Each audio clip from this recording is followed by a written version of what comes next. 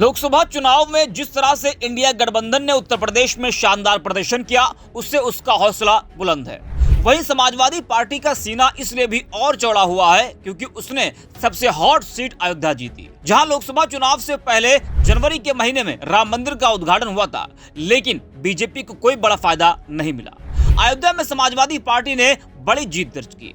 ऐसे तो विपक्ष ने उत्तर प्रदेश में सबसे अधिक सीटों पर जीत दर्ज की, लेकिन अयोध्या जीत का बखान विपक्ष हर जगह कर रहा है और उसे लगता है कि अयोध्या जीत लिया तो बाकी सीट भी जीतना अब आसान है। उत्तर प्रदेश की 9 विधानसभा सीटों पर उपचुनाव है। प्रचार के दौरान विपक्ष अयोध्या जीत का बखान हर जगह कर रहा है। उसके जरिए विपक्ष एक माहौल बना रहा है। बता दें कि गाजियाबाद सदर सीट पर भी उपचुनाव है, लेकिन समाजवादी पार्टी ने अपने एक फार्मूले से बीजेपी को वहां टेंशन में डाल दिया है। जी हां, यूपी उपचुनाव के बीच समाजवादी पार्टी के मुखिया अखिलेश यादव ने एक ऐसा दावा किया है जिससे बीजेपी की टेंशन बढ़ सकती है। अखिलेश यादव ने कहा कि अयोध्या की जीत ने दिखा दिया है कि कुछ भी असंभव नहीं है। इसके साथ ही उन्होंने गाजियाबाद सीट का जिक्र कर जीत का दावा किया है। वही सपा अध्यक्ष अखिलेश यादव ने एक्स पर लिखा कि लोकसभा चुनावों के उत्साहवर्धक परिणामों के बाद इंडिया गठबंधन व समाजवादी पार्टी को ये एक सुनहरा मौका मिला है कि वो गाजियाबाद में अपने संगठन की ताकत को दिखाएं और भाजपा के सबसे बड़े शहरी गढ़ में ही उसे हराएं। अयोध्या की जीत ने दिखा दिया कि कुछ भी असंभव नहीं है। किसान आंदोलन के गवाह गाजियाबाद में आंदोलित किसान, आक्रोशित बेरोजगार युवक युवतियां, असुरक्षित महिलाएं, जीएसटी व भाजपाई चंदा वसूली से परेशान व्यापारी, कारोबारी, दुकानदार, अग्निवीर विरोधी, युवा व जाम, धूल धुएं से परेशान आम जनता, बुजुर्ग और साथी पूरे प्रदेश से यहां आकर बसे हुए सेवानिवृत्त लोग पुरानी पेंशन को लेकर परेशान हैं। साथ ही जो ऊंची ऊंची बिल्डिंगों में रहते हैं या ई रिक्शा चलाकर अपना गुजारा करते हैं, वो सब भी हर चौराहे व विभाग में भ्रष्टाचार और महंगाई का शिकार हुए हैं। इस बार सिर्फ गली मोहल्ले वाले ही नहीं, बिल्डिंग टावर वाले भी भाजपा के खिलाफ वोट डालने जा रहे हैं।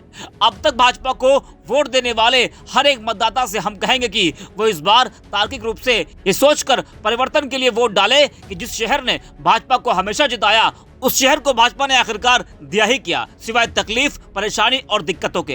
ये चुनाव भाजपा राज में खतरे में पड़े संविधान, लोकतंत्र, आरक्षण, प्रेस, मीडिया की आजादी, जाति जनगणना की मांग व प्रभुत्ववादी सोच के 10% लोगों से 90% पीडीए को बचाने और पीडीए की एकजुटता और एकता दिखाने का भी चुनाव है।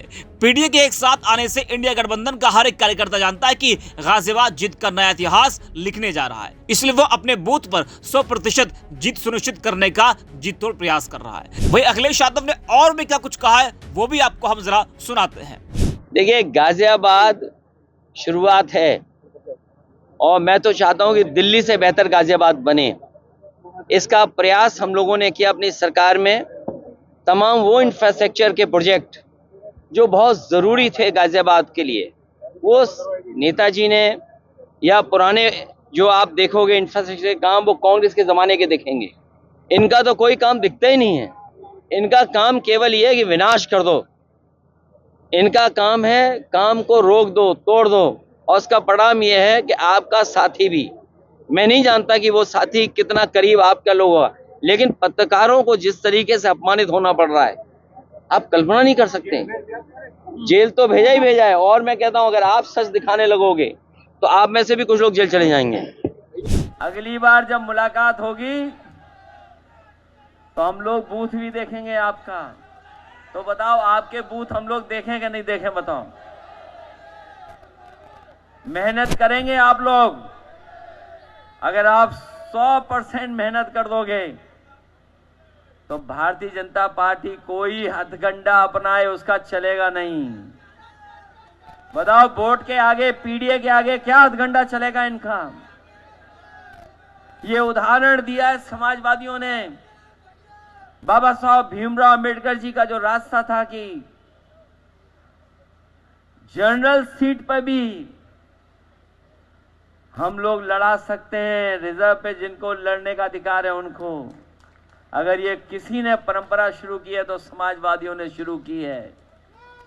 और जब कई सीटें जो जीत नहीं सकते थे, वो हमारे कार्यकर्ताओं ने 100% मेहनत की, उसका परिणाम हुआ कि वो सीटें हम लोग जीत गए।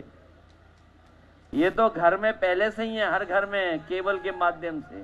तो सुना आपने। आपको बता दें कि अखिलेश यादव ने जो फार्मूला गाजियाबाद में अपनाया है उसने बीजेपी को टेंशन में डाल दिया है। बता दें कि समाजवादी पार्टी ने गाजियाबाद सीट पर होने वाले उपचुनाव में अयोध्या वाले फार्मूले पर काम किया है। अयोध्या में सपा ने दलित प्रत्याशी अवधेश प्रसाद को मैदान में उतारकर सीट को जीता था और इसी तरह अब अखिलेश यादव ने गाजियाबाद विधानसभा की सामान्य सीट पर दलित प्रत्याशी को उतारकर मुकाबला रोमांचक बना दिया है। दलित प्रत्याशी उतारकर सपा ने अयोध्या में भी बीजेपी को हराकर चौंका दिया था। उसके बाद से वो उसी फार्मूले पर आगे बढ़ रही है। वहीं समाजवादी पार्टी ने उपचुनाव में गाजियाबाद से सिंगराज यादव को अपना उम्मीदवार बनाया है। सपा के इस फार्मूले से बीजेपी की मुश्किलें बढ़ी हैं, क्योंकि सपा ने इस सीट पर एक दलित उम्मीदवार जो उतारा है। सपा के इस कदम से बाकी दलों के लिए परेशानियां बढ़ी हैं। अब उनके सामने अपने कोर वोटरों में बिखराव को बचाने की चुनौती है। इसके साथ ही गाजियाबाद का मुकाबला दिलचस्प है। गाजियाबाद में बीजेपी ने ब्राह्मण, सपा ने दलित और बसपा ने वैश्य उम्मीदवार उतारा है। सपा ने आखिरी बार इस सीट पर 2004 में जीत दर्ज की थी। बता दें कि इस सीट पर बीजेपी ने ब्राह्मण उम्मीदवार संजीव शर्मा को टिकट दिया है और यूपी में चुनाव के लिए 20 नवंबर को वोट डाले जाएंगे।